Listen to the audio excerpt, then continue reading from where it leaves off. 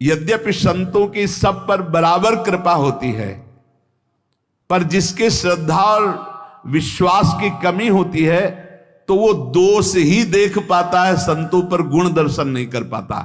जैसे सूर्य बिना किसी पक्षपात के सबको समान प्रकाश देते हैं, पर दर्पण में प्रतिबिंब पड़ता है और सूर्यकांत शीशा में भी सूर्य का प्रकाश पड़ता है, तो दोनों में अंतर है।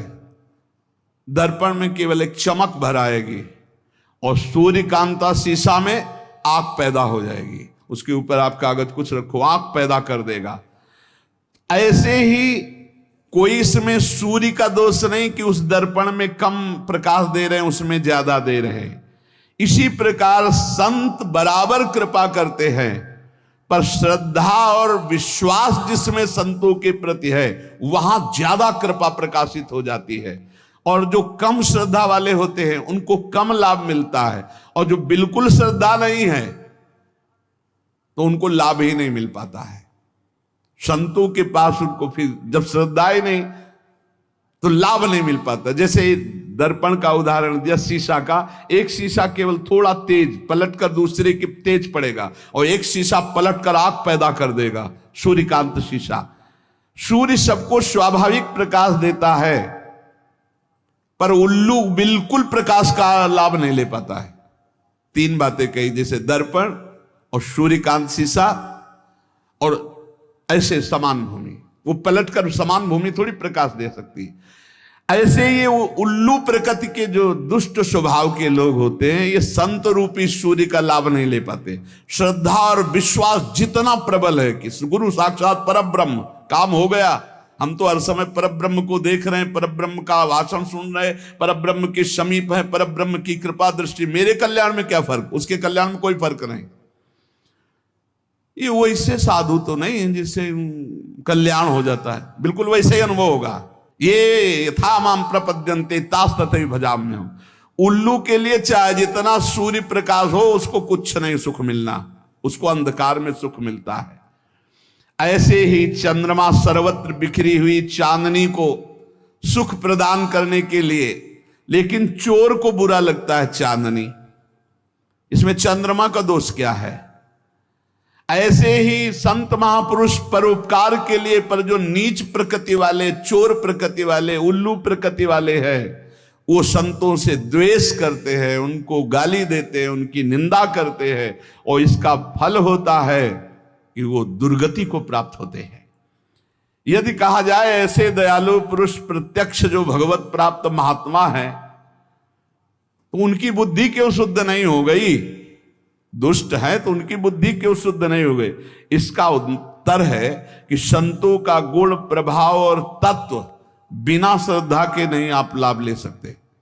श्रद्धावान लभते ज्ञानम, जितनी जोर की श्रद्धा संत पर, जितनी जोर की समर्पण वृत्ति, उतना ही लाभ।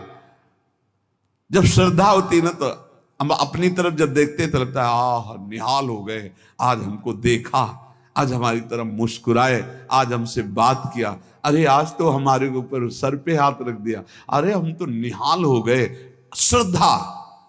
श्रद्धा विश्वास नहीं है तो दुर्योधन को कोई फर्क नहीं पड़ रहा, भगवान भी बात कर रहे हैं। कभी कभी संतों के कुछ आचरण ऐसे होते हैं जिनको हम ना जानने के कारण दोष दर्शन कर लेते हैं। एक कुत्ता एक माट रखा था, उसमें कुछ खाने का था, चीनी आदि, तो ऐसे मुंह डाला, अब मुंह तो चला गया, लेकिन जब ऐसे किया तो निकला नहीं, तो भरभरा करके उसने ऐसे दीवार में ठोका, तो आधा तो टूट गया, आधा ऐसे ऊपर का हिस्सा। अब एक संत ने देखा, अरे तो कुत्ता बहुत परेशान है, लाठी उठा के, अब वो कुत्ता भागा कि इससे तो मटकी से तो बच सकते, लेकिन लाठी से नहीं बच सकते। संत पीछा के कुत्ता भागता जा रहा है, आखिरकार संत दौड़कर लाठी का प्रहार किया, कहां?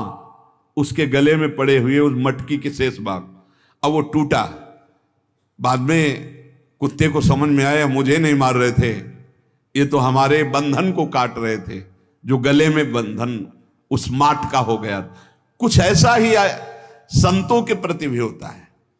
देखते हैं कि इसके गले की फांसी बनने जा रहा है। अब वो डांट रहे हैं, वो दौड़ करके उसको संभालने की कोशिश कर रहे हैं, उसको बुरा लगता है। वो कुत्ता समझ रहा था कि मटकी से तो बच गए, क्योंकि फूट गई सांस लेंगे, गले में पड़ी तो पड़ी रहे, लेकिन ये तो लाठी से खोपड़ी फोड़ देगा। लेकिन वो खोपड़ी फोड़ने के नहीं, वो मटकी का जो शेष भाग है उसे फोड़ने के लिए दौड़।